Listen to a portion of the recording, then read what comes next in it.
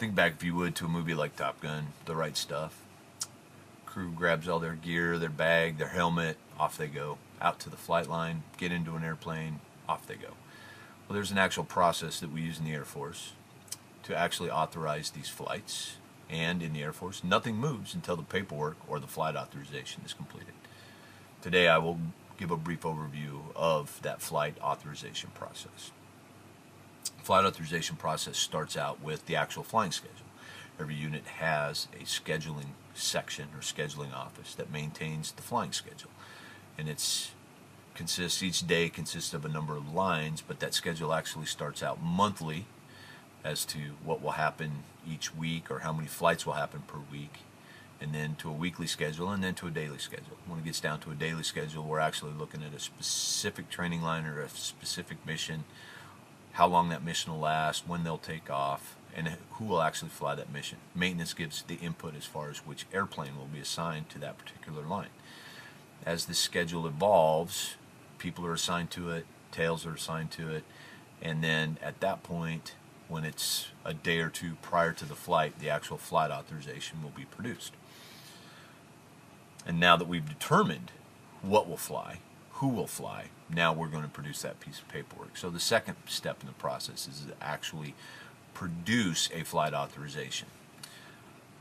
The commander actually designates individuals within his squadron as to who will authorize. Ultimately, the commander authorizes flight, but he can actually delegate that authority down to an individual, his second in command, the deputy or the director of operations, and then his assistants, an ADO, assistant director of operations. They will actually sign a flight authorization. The flight authorization will be prepared. It'll identify all the who, what, when, where, how, what takeoff time, those type of items, plus all the people that are involved in that flight as far as the crew or the pilot.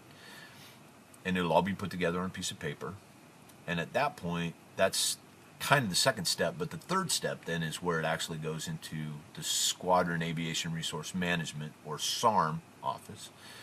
And the individuals there actually are responsible for ensuring that all the people are current and qualified to fly. They maintain all the flight records and all of the training that those individuals do.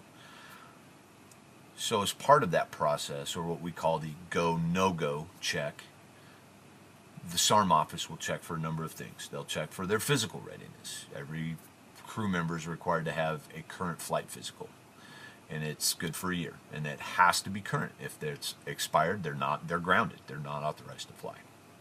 Also look at their altitude chamber. Those are good for 5 years, and that cannot be expired, or they're grounded. The second part is the aeronautical order, kind of the Air Force's license. It's kind of your flying license.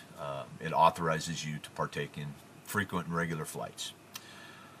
Also, they're going to look at that type of mission. If it's a training mission, that's fine. If it's a night training mission, there's things that have to be taken into consideration. Who's authorized to fly at night or with NVGs? Is it an airdrop mission? Is it dirt strip landings? Those are all things that have to be taken into consideration.